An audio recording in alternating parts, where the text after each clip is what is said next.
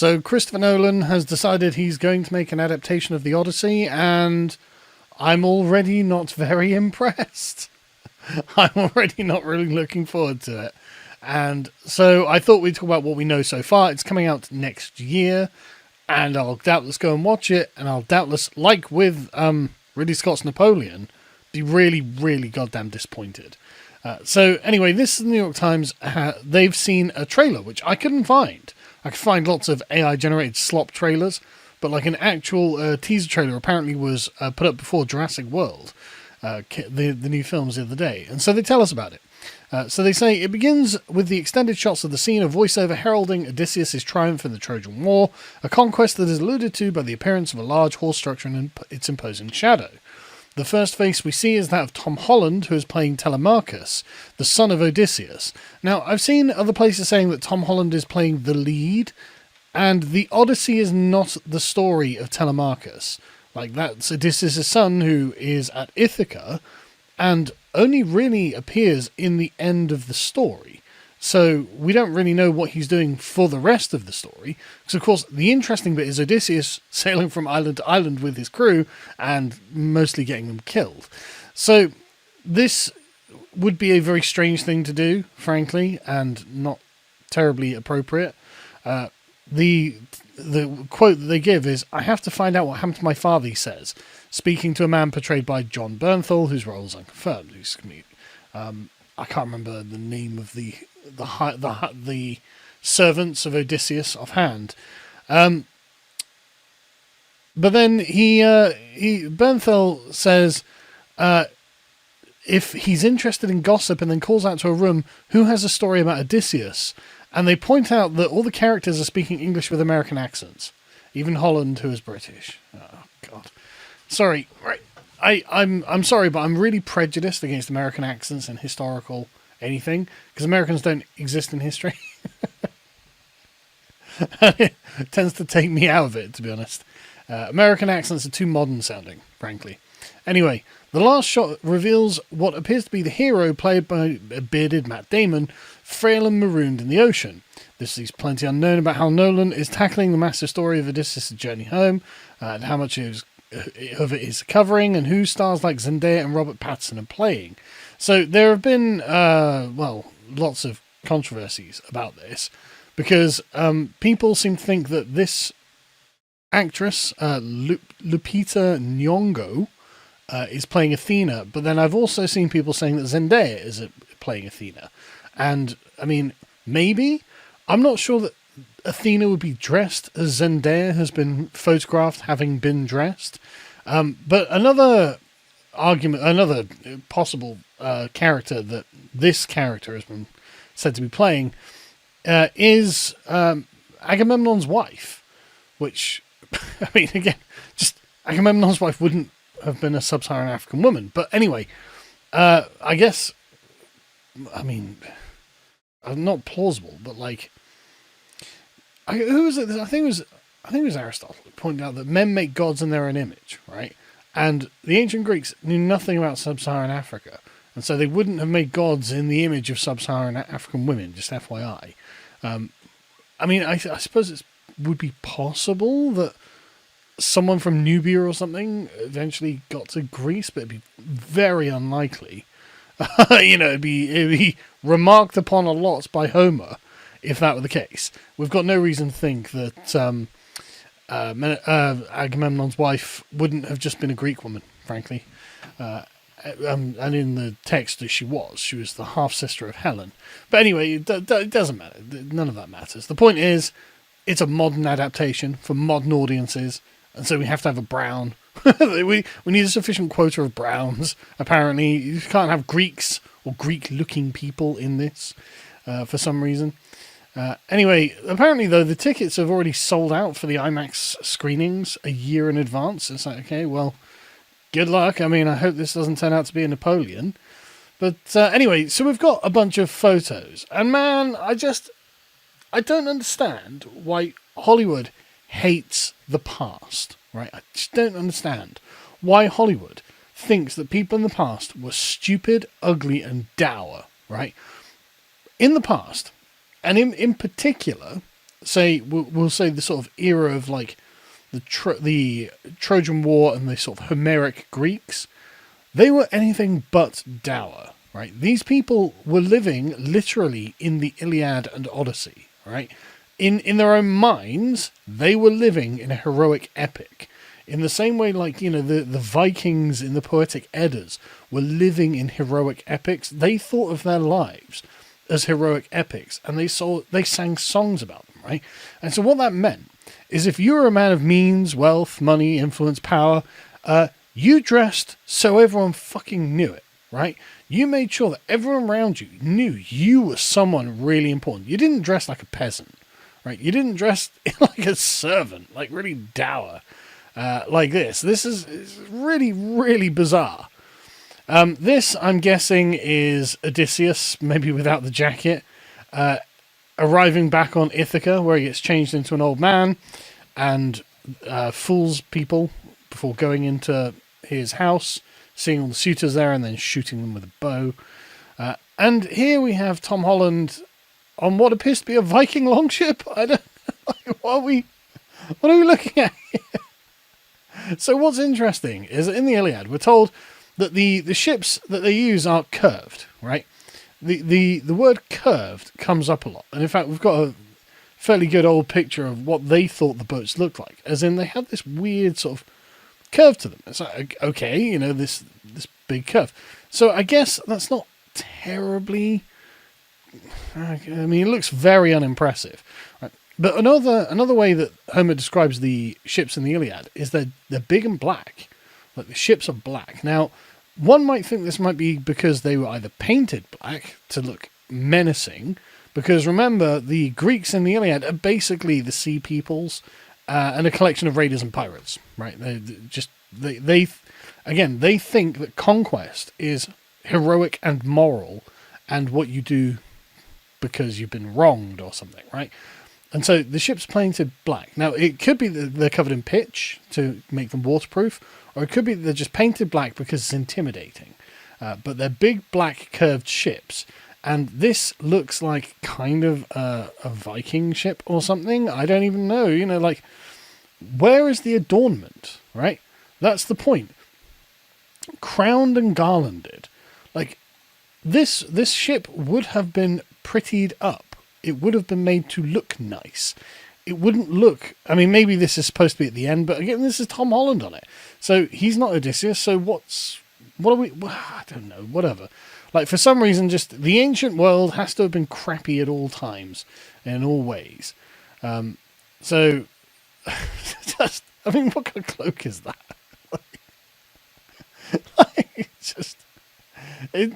It looks like something out of a very sort of tacky fantasy film, frankly. Like something out of a Dungeons and Dragons film, which I'm not terribly impressed with. Anyway, moving back to Zendaya a second. So I don't think she's Athena here. I mean, she's not wearing a helmet, right?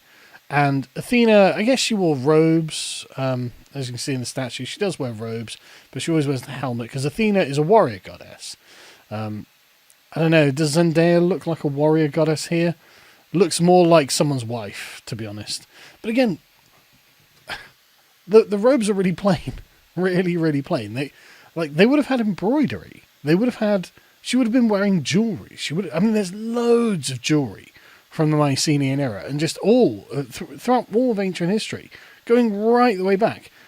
Gold is easy to work, actually. Gold is one of the earliest metals that we work, because it's fucking useless. You can't use it for anything other than making things look pretty. And so women would, like high-status women, would be covered in it. But, okay, fine, she's very austere, she doesn't want to wear gold, whatever. I mean, and yet Telemachus as well, right?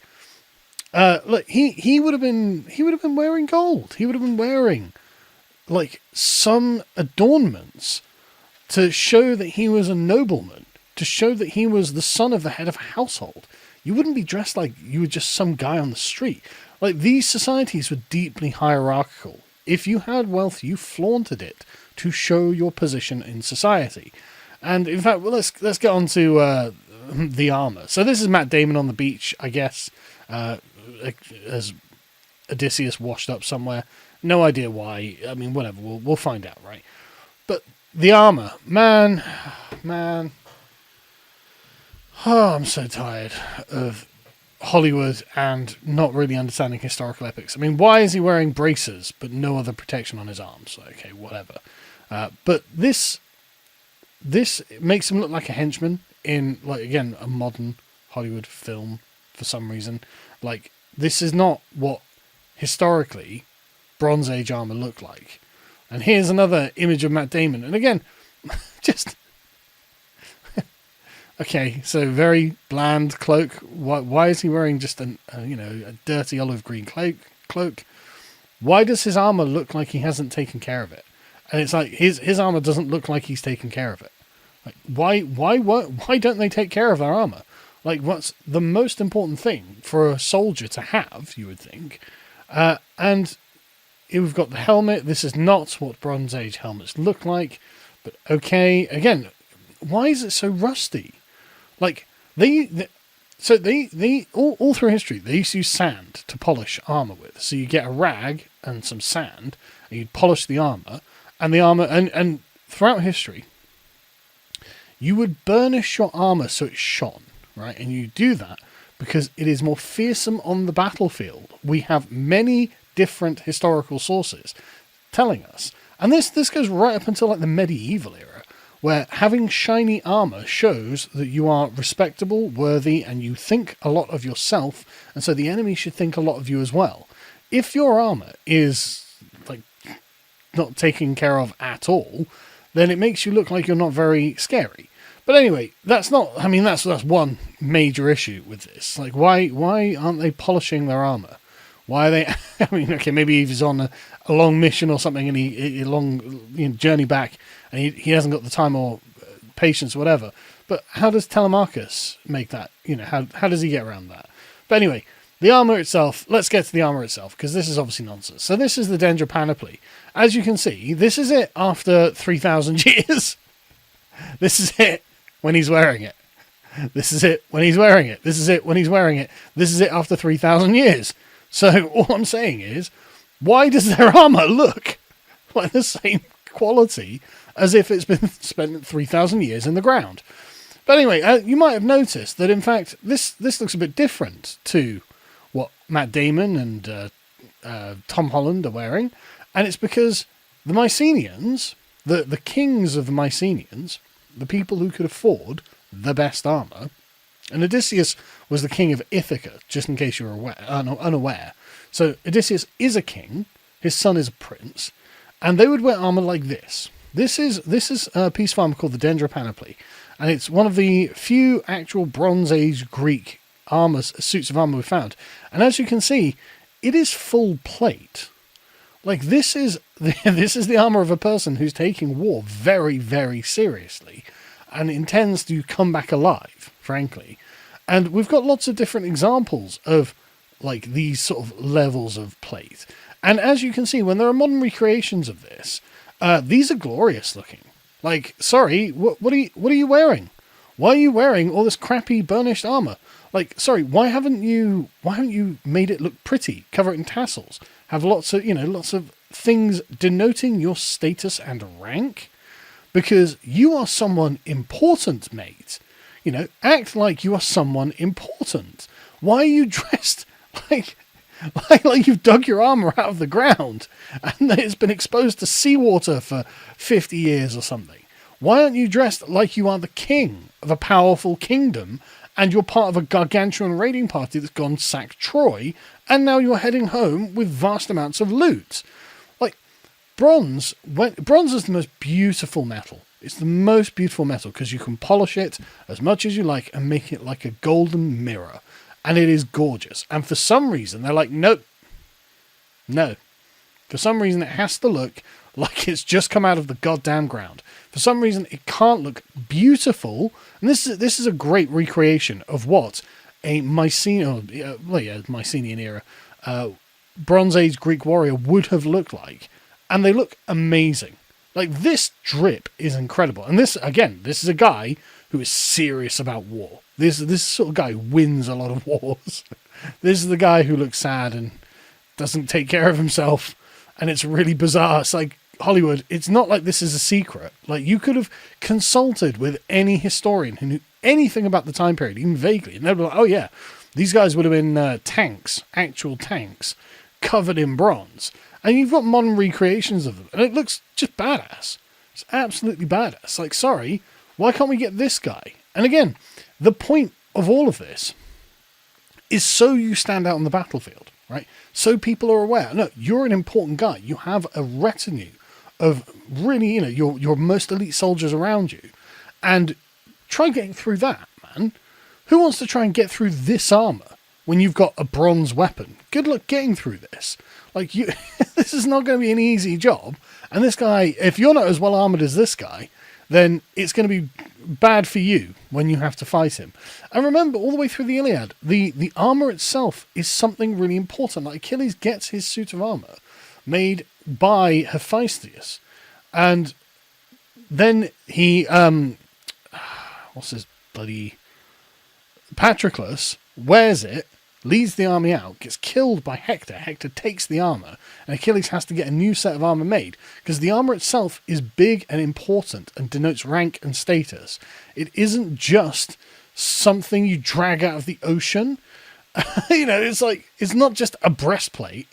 There's a lot more going on with it. And, I mean, whatever. I mean, I don't know. I probably shouldn't have expectations for, these things, because obviously the people making these have got a particular view on what war in the ancient world was like, and apparently it was really dull and boring, and the people involved weren't really very proud of themselves or didn't think of themselves as being very important, and so they get to look like schlubs.